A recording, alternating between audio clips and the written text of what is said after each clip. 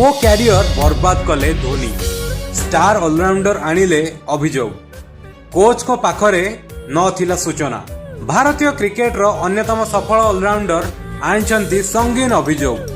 Captain को पाई शेष होईगला तांकर क्यारियर।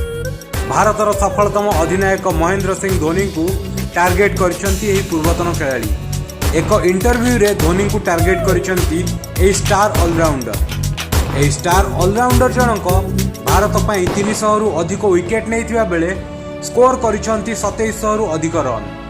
कौन रही पूरा कहानी ता उपरे एक आलोचना। नमस्कार दर्शक बंधु, स्पोर्ट्स अपडेट को आपन को स्वागत। निकटरे भारतीय क्रिकेटर इरफान पठान एक इंटरव्यू रे धोनी को टार्गेट करथिले। धोनी को पाई 2009 रे तांकर दिनिकिया कैरियर शेष हो जाइतिला। से समय रे न्यूजीलैंड सीरीज रु तांको दल रु बाद दिया जाइतिला एवं जहाँ तांको कैरियर रे एक बड़ प्रभाव पकाइतिला। से समय रो कोच गैरी कस्टेन को पचारिथिले मध्य कस्टेन यार उत्तर दे पार नथिले एवं धोनी को निष्पत्ति तांको बाद दिया जाइतिला बोली से अनुमान लगैथिले बोली कहिसंती इरफान।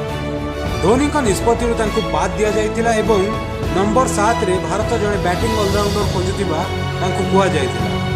फल तांको भाई यूसुफ पठान को मिलितिला टीम इंडिया रो सुযোগ।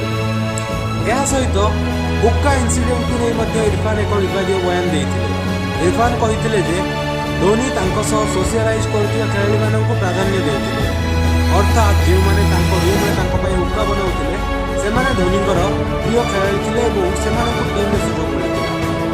से धोनी को पई तांको रूम रे हुक्का सेट करबाकु मना कर दिथिले एवं एही कारणରୁ तांको कैरियर शेष हो जाइतिला। आज एपिसोड टी केमति लागिला कमेंट माध्यम रे जणाइबा। स्पोर्ट्स संपर्क